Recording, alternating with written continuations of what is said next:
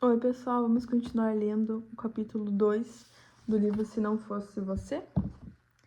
Então, eles estavam dentro do carro, ela estava levando a Clara, estava levando o Miller de carona para casa e ele estava mexendo, futricando as coisas dela dentro do carro, tá? Então, o Miller começa a batucar no painel junto com a música. Estou tentando manter os olhos na estrada, mas ele me distrai. Em parte porque é um cara fascinante, mas também porque acho que precisa de uma babá. De repente, ele dá um pulo se empertigando e por isso me deixa nervosa, porque não faço ideia do motivo para o seu susto. Miller tira o celular do bolso traseiro para atender uma ligação que não escutei tocar com o barulho da música. Ele desliga meu rádio e tira o pirulito da boca. Não resta quase mais nada, só uma bolinha vermelha minúscula. Oi, gata, diz ele para o telefone. Gata? Eu me esforço para não revirar os olhos. Deve ser Shelby Phillips, sua namorada. Faz mais ou menos um ano que os dois estão juntos. Ela estudava na nossa escola, mas se formou no ano passado e foi para uma faculdade a 45 minutos daqui. Não desgosto dela, mas nunca interagimos. Shelby é 2 anos mais velha que eu, e apesar de 2 anos não serem nada em anos de adultos, é muito em anos do ensino médio. A ideia de que Miller namora uma garota que cursa faculdade faz com que eu afunde um pouco no meu banco. Não sei por que me sinto inferior. É como se estar na faculdade automaticamente tornasse uma pessoa mais intelectual e interessante do que seria possível para alguém no segundo ano do ensino médio. Encaro a estrada, apesar de querer descobrir todas as expressões que surgem no rosto de Miller durante a ligação. Não sei porquê. Estou indo para casa. Ele faz uma pausa para a resposta dela e diz: Achei que isso fosse amanhã à noite. Outra pausa. Então, você passou direto? Leva um segundo para perceber que Millie está falando comigo. Eu encaro e ele tampa o telefone com a mão. Aquela ali era a entrada. Então ele estava falando com ela e ela achou que ele estava ainda falando no telefone. Piso forte no freio. Ele segura o painel com a mão esquerda e murmura rindo. Merda.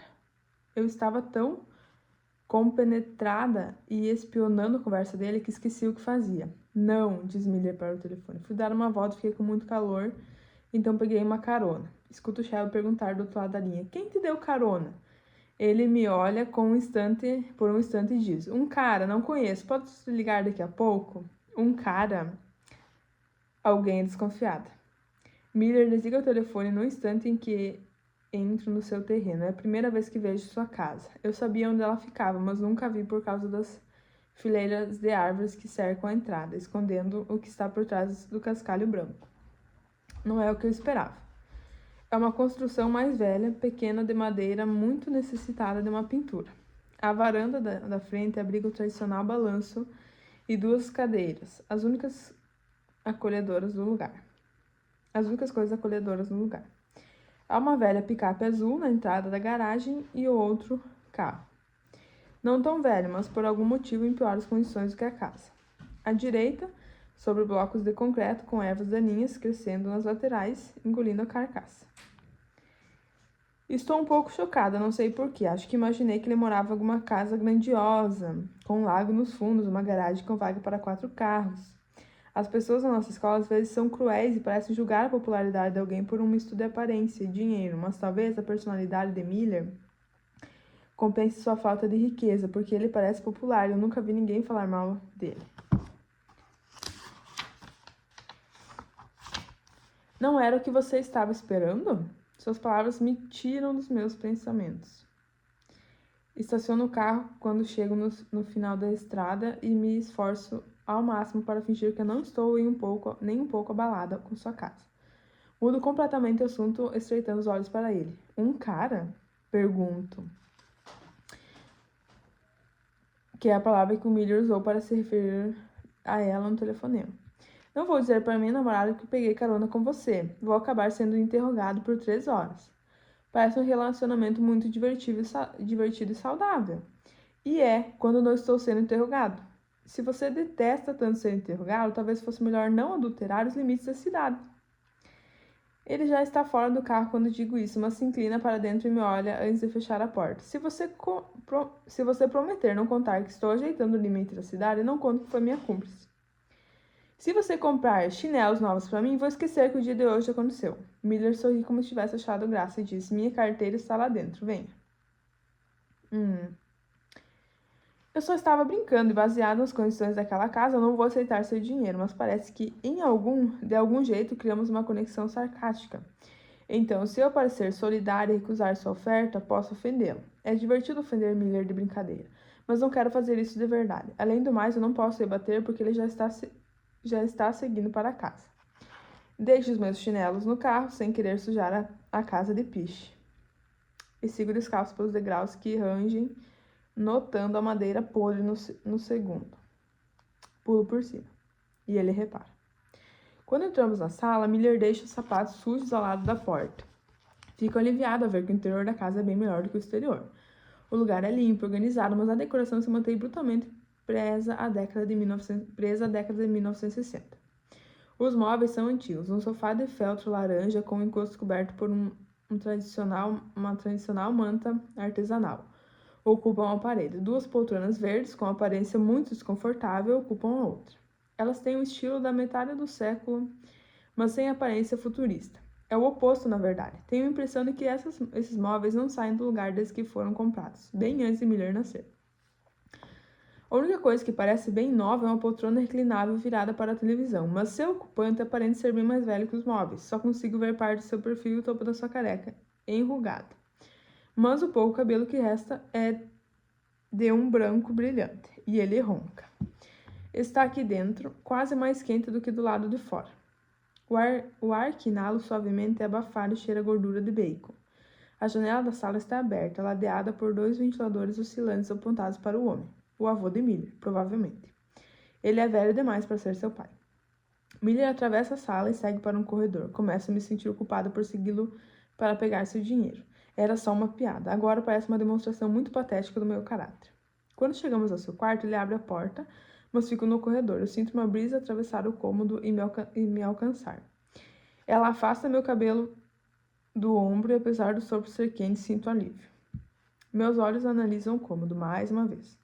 O espaço não equivale às condições do exterior da casa. Há uma cama de casal apoiada na parede oposta. Ele dorme ali, bem ali naquela cama, se revirando os lençóis brancos durante a noite. Eu me obrigo a afastar o olhar e observar o pôster enorme dos Beatles que ocupa o espaço onde normalmente haveria uma cabeceira. Fico me perguntando se Miller gosta de músicas antigas ou se o pôster estaria desde a década de 1960, igual aos móveis da sala. A casa é tão velha que eu não duvidaria que fosse o quarto do avô dele quando era adolescente. Mas o que realmente chama minha atenção é a câmera sobre a cômoda. Não é uma câmera barata. Há várias lentes de tamanhos diferentes ao seu lado.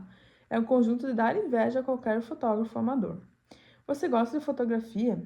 Miller segue meu olhar até a câmera. Gosto. Ele abre a primeira gaveta da cômoda. Mas minha paixão é o cinema. Eu quero ser diretor. Eu daria tudo para estudar na Universidade do Texas, mas duvido que consiga uma bolsa. Então o jeito era para a faculdade comunitária. Pensei que Miller estivesse zombando de mim no carro. Mas agora vejo seu quarto e percebo que era sério. Há uma pilha de livros ao lado da cama. Um deles foi escrito por Sidney Lumet e se chama Fazendo Filmes. Vou até lá e o pego. Folhei as páginas. Você é muito enxerida, imita Miller. Reviro os olhos e devolvo o livro ao lugar. A faculdade comunitária tem um departamento de cinema? Ele balança a cabeça. Não, mas me ajudaria a chegar a algum lugar que tenha. Miller se aproxima, segurando uma nota de $10 entre os dedos.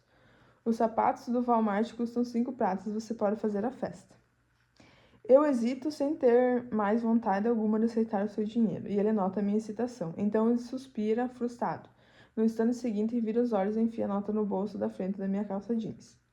A casa é uma merda, mas eu não sou pobre. Aceito o dinheiro. Engulo em seco. Miller enfiou os dedos no meu bolso. Ainda não consigo senti-los, apesar de não estarem mais lá. Bigarreio e forço um sorriso. Foi um prazer fazer negócios com você. Ele inclina a cabeça. Foi? Porque você parece estar se sentindo terrivelmente culpada por aceitar o meu dinheiro. Normalmente eu sou uma boa atriz e estou decepcionada comigo mesma. Sigo para a porta, apesar de querer analisar melhor o quarto dele. Nada disso. Você estragou os meus sapatos. Estava me devendo. Saio do quarto e começo a atravessar o corredor sem esperar ser seguida, mas o Miller vem atrás de mim. Quando chego à sala, eu faço uma pausa. O velho saiu da poltrona. Ele está na cozinha, parado do lado da geladeira, abrindo uma garrafa de água. E me encara com curiosidade enquanto toma um gole. Miller passa na minha frente. Tomou os remédios, vovô? Ele o chama de vovô. É meio fofo. O vovô fita Miller e revira os olhos. Nunca me esqueci de tomar uma porcaria de remédio desde que a sua avó me largou nessa cidade. Não estou gaga. Por enquanto, brinca Miller. E a vovó não te largou aqui. Ela teve um ataque cardíaco e morreu. De toda forma, ela me largou. Miller olha para mim por cima do ombro e pisca. Não sei bem qual o motivo para a piscada, mas talvez para amenizar o fato de que seu avô parece o senhor Epaminondas de A Casa ao Monstro e seu neto querer me garantir de que ele é inofensivo. Estou começando a achar que Miller teve de onde puxar seu sarcasmo. Nossa, é grande. É grande, pessoal. Acho que eu vou fazer mais um vídeo. Então, vamos para a parte 3.